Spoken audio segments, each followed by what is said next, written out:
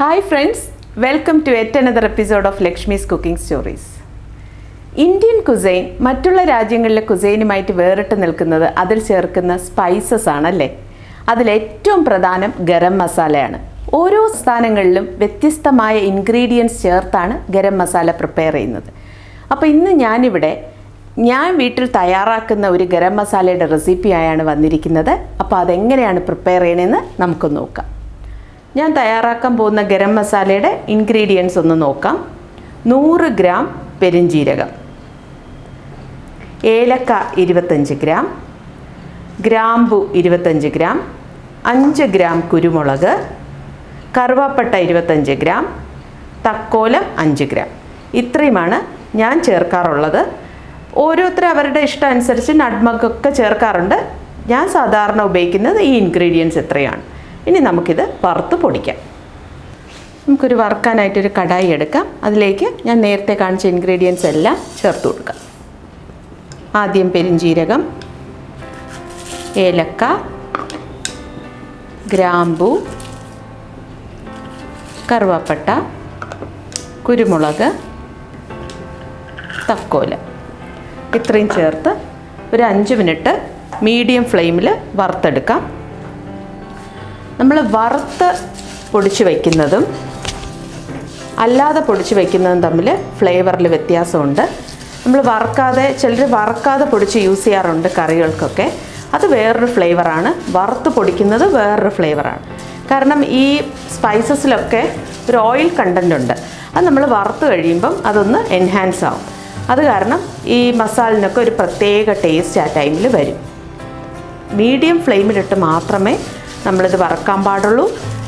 തീരെ കരിഞ്ഞു പോയി കഴിഞ്ഞാൽ ആ മസാലയുടെ ടേസ്റ്റൊക്കെ അങ്ങ് മാറും. അപ്പോൾ ഗരം മസാല കറികൾക്കൊരു പ്രധാന ഇൻഗ്രീഡിയൻ്റ് ആണ്. അപ്പോൾ നല്ലൊരു ഗരം മസാല വീട്ടിൽ തന്നെ നമ്മൾ തയ്യാറാക്കി വെച്ച് കഴിഞ്ഞാൽ കറികൾക്കൊക്കെ നല്ല സ്വാദ് കിട്ടും.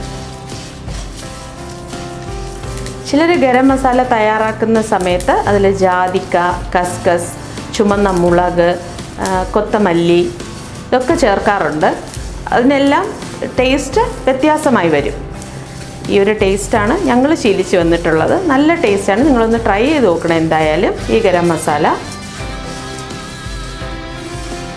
നമ്മൾ ബിരിയാണിക്കൊക്കെ ഉള്ള മസാല വേറൊരു ടൈപ്പാണ്. ഇത് കറികൾക്ക് ഉപയോഗിക്കുന്നതാണ്. നമ്മളിപ്പോൾ ബ്രേക്ക്ഫാസ്റ്റിനുള്ള ഉരുളക്കിഴങ്ങൊക്കെ ചേർത്തുള്ള കറിയാണെങ്കിലും മുട്ടക്കറിയാണെങ്കിലും അതുപോലെ തന്നെ ചിക്കൻ്റെ നാടൻ പ്രിപ്പറേഷൻസിന് എല്ലാത്തിനും ഈ ഗരം മസാലയാണ് ഞാൻ പൊതുവേ ഉപയോഗിക്കാറുള്ളത്. നല്ല ടേസ്റ്റാണ്.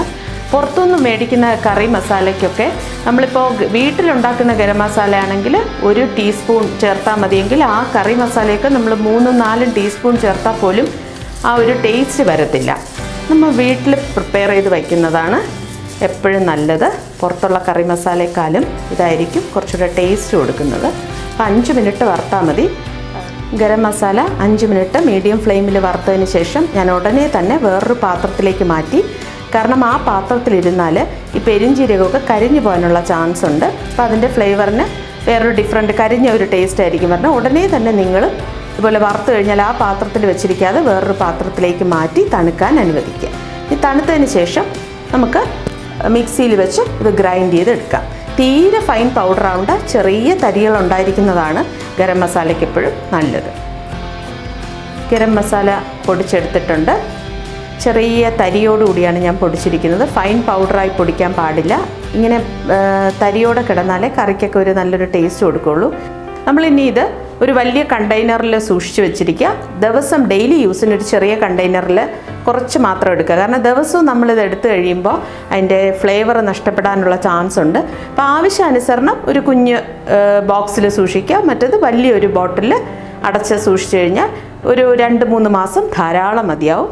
അപ്പോൾ ഗരം മസാലയുടെ റെസിപ്പി എല്ലാവരും വീട്ടിൽ ട്രൈ ചെയ്ത് നോക്കുക.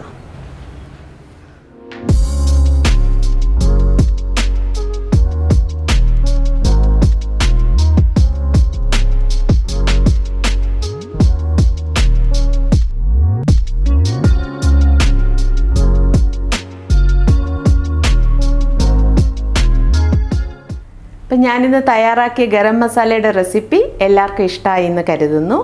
നമ്മളിത് പ്രിപ്പയർ ചെയ്തതിന് ശേഷം 2 കണ്ടെയ്നറിലായിട്ട് സൂക്ഷിക്കുക. ഡെയിലി യൂസിനൊരു ചെറിയ കണ്ടെയ്നറിലും അല്ലാത്തതൊരു എയർ ടൈറ്റ് കണ്ടെയ്നറിൽ സൂക്ഷിച്ചു കഴിഞ്ഞാൽ അതിൻ്റെ ഫ്ലേവർ നഷ്ടപ്പെടാതെ നമുക്ക് 2-3 മാസം വരെ ഇത് ഉപയോഗിക്കാൻ പറ്റും. ഇതൊരു 1 ടീസ്പൂണിൻ്റെ ആവശ്യമേ ഉണ്ടാവുള്ളൂ ഒരു 2-3 പേർക്കുള്ള കറിക്ക് വേണ്ടിയിട്ട്. അത്ര നല്ല ഫ്ലേവർ ആയിരിക്കും. അപ്പോൾ എല്ലാവരും ഇത് തയ്യാറാക്കുക. ഒപ്പം തന്നെ ഈ വീഡിയോ ആദ്യമായി കാണുന്നവർ, എൻ്റെ ചാനൽ ആദ്യമായി കാണുന്നവർ സബ്സ്ക്രൈബ് ചെയ്യാൻ മറക്കരുത്. ഈ ഗരം മസാല പ്രിപ്പയർ ചെയ്തതിന് ശേഷം അതിൻ്റെ അഭിപ്രായം കമൻറ്റ് ബോക്സിൽ രേഖപ്പെടുത്താനും മറക്കരുത്. അപ്പോൾ ലൈക്കും ഷെയറും ചെയ്യുക. അപ്പോൾ പുതിയ പുതിയ കുക്കിംഗ് വീഡിയോസുമായി വരുന്നത് വരെ എല്ലാവർക്കും നല്ലൊരു ദിവസം ആശംസിക്കുന്നു. Take care. ബൈ.